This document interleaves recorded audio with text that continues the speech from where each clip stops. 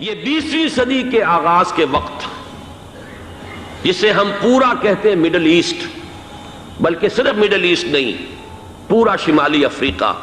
سلطنت عثمانیہ کا حصہ تھا، خلافت عثمانیہ۔ لیبیا، الجزائر، مصر، پورا حجاز، یمن، پورا عراق، شام، اور یہ شام ہی کے حصے ہیں در حقیقت، اردن اور لبنان، یہ شام عرب، عراق عرب، یہ پورا علاقہ خلافت عثمانیہ یہ اس کا حصہ تھا۔ پہلی جنگ عظیم میں انگریزوں نے عربوں کو بغاوت پر آمادہ کیا، غداری پر آمادہ کیا، انہوں نے خلافت عثمانیہ کے خلاف بغاوت کی، بیج بوئے ان کے دلوں کے اندر نفرت کے، ابھارا انہیں کہ تم ترکوں کے غلام کیوں ہو، تمہیں خود حاکم ہونا چاہیے، تم کھڑے ہو جاؤ، ہم مدد کریں گے، تم بغاوت کرو، تم ان ترکوں کے خلاف ہماری مدد کرو، ہم تمہیں آزاد کر دیں گے، تم اپنے پاؤں پر خود کھڑے ہو جانا۔ یہ بہت ہی ہمارے لیے دردناک المیہ ہے اس پہلی جنگ عظیم کا۔ کرنل لارنس جیسا شخص، برطانوی استعمار، اور اس کے نتیجے میں عربوں نے بغاوت کی۔ اور اس قدر دردناک بات آپ کو بتا رہا ہوں، میں پہلی مرتبہ جب سن 62 میں حج کے لیے گیا مدینہ منورہ میں،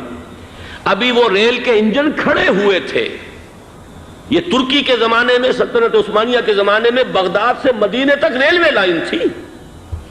یہ پورا ایک عالم سلطنت عثمانیہ، صرف سلطنت نہیں، خلافت عثمانیہ، پوری ٹرینیں جو ہے ترکوں کی اڑائی گئی، ہزاروں ترکوں کو شہید کیا گیا، یہاں تک کہ صحن حرم میں شہید کیے گئے سینکڑوں ترک۔ یہ جرم تھوڑے نہیں ہے، معمولی نہیں ہے۔ آج جس کی سزا مل رہی ہے، معلوم ہونا چاہیے کہ وہ جرائم کون کون سے تھے۔ اب بھی جو لوگ گئے ہیں انہوں نے دیکھا ہوگا، ترکی کا قلعہ موجود ہے اوپر پہاڑی کے اوپر، حرم کا جو سب سے بڑا دروازہ ہے باب ملک عبدالعزیز، اس کے سامنے ایک لائبریری ہوتی تھی، اب تو غالباً وہ بھی گرا دی گئی ہے، اس کے پیچھے پہاڑی پر ترکوں کا قلعہ ہے پرانا، اس پر توپیں موجود تھیں۔ جب بغاوت ہوئی ہے، جو حرم میں آئے ہوئے تھے ترک فوجی، ظاہر بات ہے نہتے، وہ تو نماز پڑھنے آئے ہوئے تھے،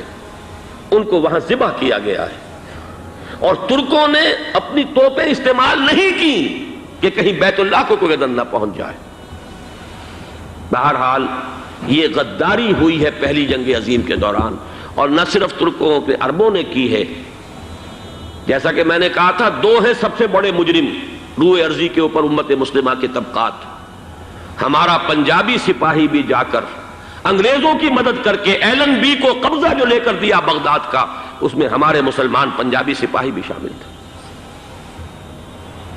یہ خون چکاں باب ہے ہماری تاریخ کا اس صدی کا۔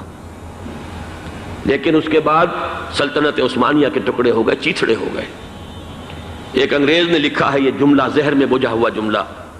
کہ تاریخ میں یہ بات ثبت ہو جائے گی کہ ایک انگریز نے اس سلطنت کے ٹکڑے کر دیے کہ جو عمر فاروق نے قائم کی تھی رضی اللہ تعالیٰ عنہ۔ یہ پورا عالم، یہ تمام علاقہ کس نے فتح کیا تھا؟ یہ بات ہاتھ بدل گئے تھے، پھر ترک آ گئے، خلافت عثمانیوں کے پاس چلی گئی، لیکن یہ سلطنت تو حضرت عمر رضی اللہ تعالیٰ عنہ کے زمانے سے چلی آ رہی تھی۔ اس کو ایک انگریز کرنل نے، اور اس نے بغاوت پہ آمادہ کر کے عربوں کو اور ترکوں کے پیٹھ میں چھرا ڈھپوا کر ان کے ذریعے سے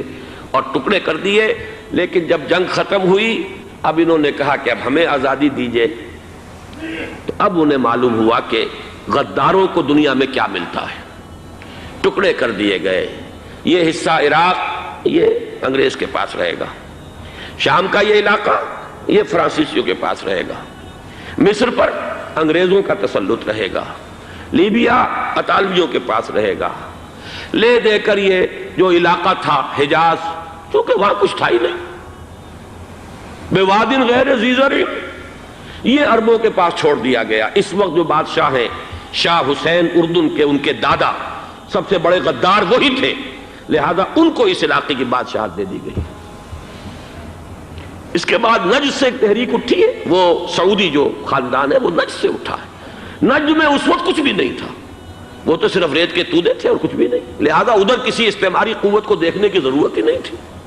وہ تو بعد میں تیل برآمد ہوا اور اس کی حیثیت ہو گئی، اور یہ امارات کا علاقہ جو ہے اس کی دنیا میں اب گویا کہ یوں سمجھیے کہ جو سب سے زیادہ اہم علاقے ہو سکتے ہیں روئے ارضی کے نقشے پر، ان میں سے ایک وہ ہو گیا، لیکن یہ اس وقت کی بات میں کر رہا ہوں، کوئی حیثیت نہیں تھی، لہذا اس کو چھوڑ دیا گیا۔ یہ ہے تاریخی پس منظر، یہ لکیریں جو کھینچی گئی ہیں،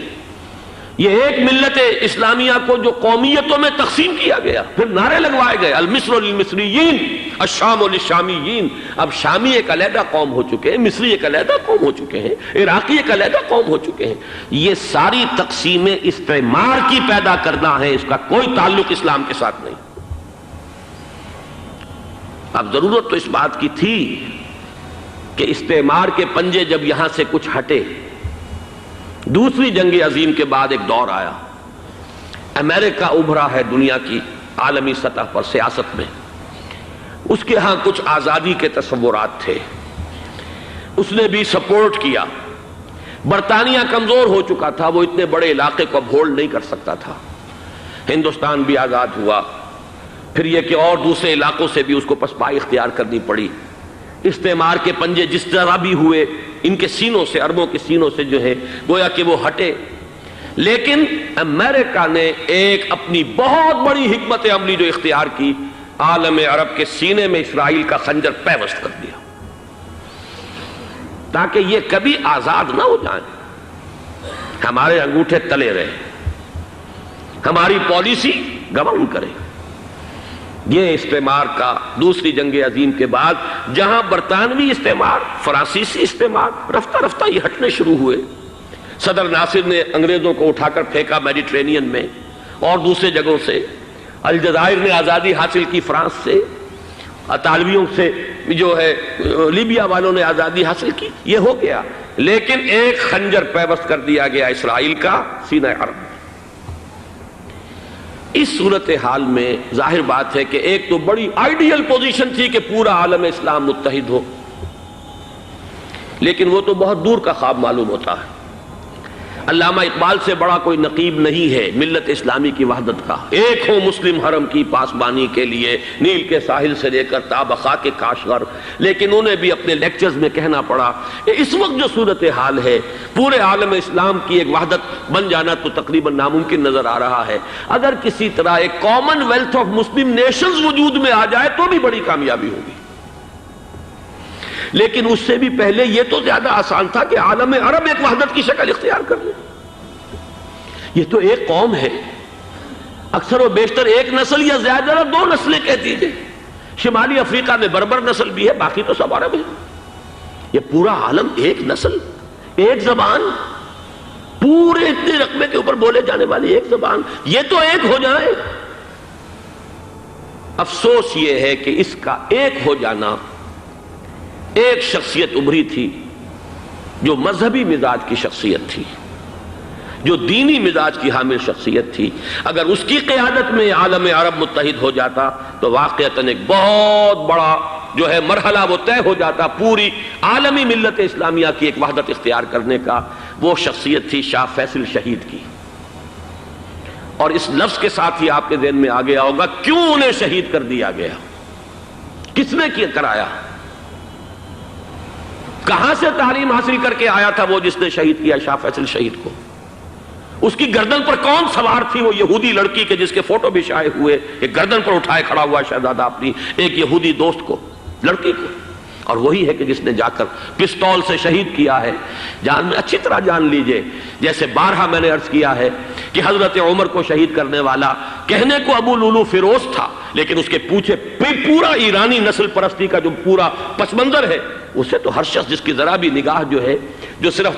صرف منظر کو نہ دیکھ رہی ہو، پس منظر کو بھی دیکھنے والی ہو، وہ تو جان لے گی کہ ابو لولو فیروز ایک فرد کا نام نہیں تھا، وہ ایران کا انتقام تھا عالم عرب سے۔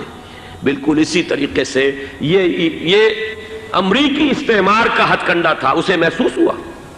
شاہ فیصل مذہبی مزاج کا شخص یہ ابھر رہا ہے، اور یہ شاہ فیصل کی حکمت عملی کا ذرا آپ اندازہ کیجئے۔ لاہور میں سمٹ کانفرنس ہوئی، اس میں وہ آئے، سب سے ٹاورنگ پرسنالٹی پورے اس وقت عالم اسلام کے اندر شاہ فیصل کی تھی، اور وہ گویا کہ ایک بہت ہی جس کو کہا جائے کہ ایک بہت ایلڈرلی، ایک بزرگانہ ایک شخصیت جو ہے، اور انہوں نے اپنے دولت کے دروازے، عرب میں وہ مشہور تھے کہ نہایت خسیس اور بخیل انسان ہے، اس لیے کہ وہاں وہ خرچ کرتے تھے حساب کتاب کے ساتھ، لیکن ان کے خزانے کھلے ہوئے تھے عالم اسلام کے لیے، ادھر بھی مدد ہے، ادھر بھی مدد ہے، ادھر بھی کام ہو رہا ہے، ادھر بھی کام ہو رہا ہے۔ پھر انہوں نے تیل کا ہتھیار استعمال کر کے ایک دفعہ امریکہ کو دن میں تارے دکھا دیے تھے،